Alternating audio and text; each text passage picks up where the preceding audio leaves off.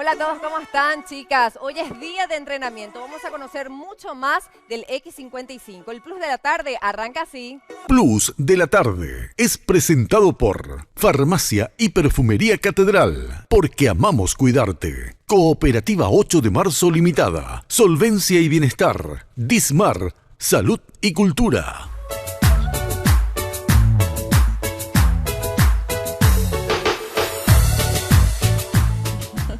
Luz, ¿cómo estamos?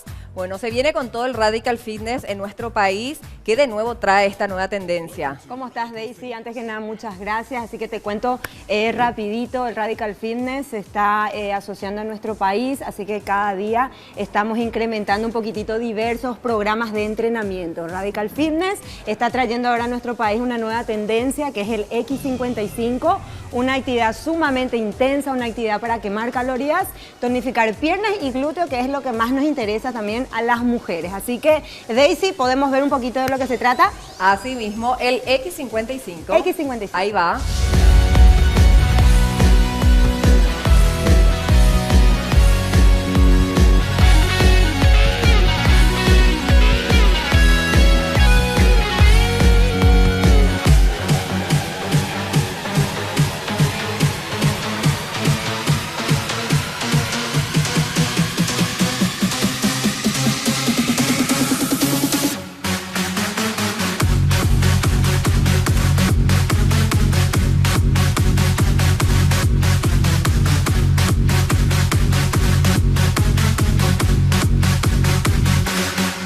De la Tarde fue presentado por Farmacia y Perfumería Catedral, porque amamos cuidarte. Cooperativa 8 de Marzo Limitada, Solvencia y Bienestar, Dismar, Salud y Cultura.